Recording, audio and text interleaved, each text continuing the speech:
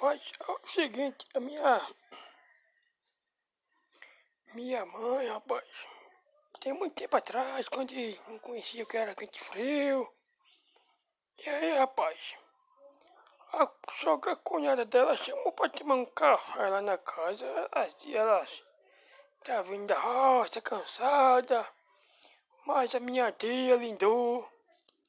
E aí, rapaz, chegaram lá na casa lá, entraram todo mundo. Bom dia todo mundo, bom dia daqui, bom dia daquela, e a conversa vai, a conversa vem.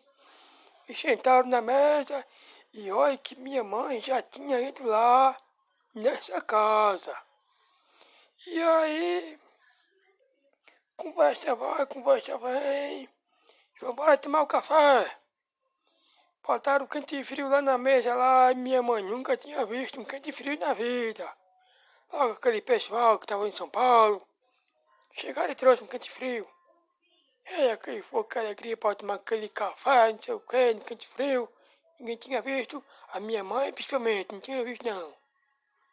A minha tia Lindu já tinha visto, né? Já tinha visto. E aí, rapaz, conversa vai, conversa vem.